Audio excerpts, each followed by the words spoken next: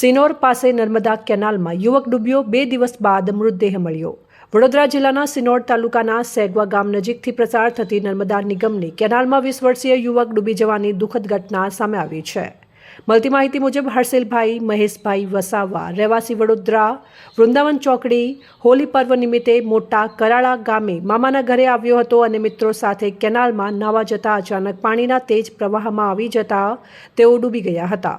સ્થાનિકોએ તરત જ બચાવ પ્રયાસ હાથ ધર્યા અને ફાયર વિભાગને જાણ કરી હતી। ફાયર બ્રિગેડ દ્વારા સતત 2 દિવસ સુધી સઘન શોધખોળ હાથ ધરવામાં આવી હતી। અંતે આજે સવારે અંદાજે 8:25 પર સીમડીથી કુકસ જતી નર્મદા કેનાલમાંથી યુવકનો મૃતદેહ મળી આવ્યો હતો। મૃતદેહને બહાર કાઢી પીએમ માટે મોટા ફોફળિયા સામૂહિક આરોગ્ય કેન્દ્ર ખાતે ખસેડવામાં આવ્યો છે। પોલીસે આગળની કાયદેસરની કાર્યવાહી હાથ ધરી છે।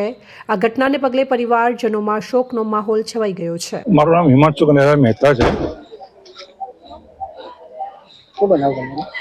2 દિવસ પૂર્વે હાર્દિક મહેશભાઈ વસાવા એ પાણીમાં ડૂબી જવાથી જાણ થવાથી અમે પોલીસ ફરિયાદ નોંધેલી હતી અને આજે સવારે 9 વાગે એ બોડી અમને મળી આવેલ છે અને એના માટે પીએમ કરવા માટે મોટી ફોફળિયા લઈ આવેલ છે અને પોલીસને આ બાબતની જાણ કરી છે અને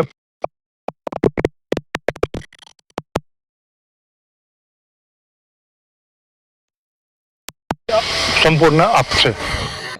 રિપોર્ટ પરવીન વસાવા, સંબંધ ભારત ન્યૂઝ, સિનોર, વડોદરા।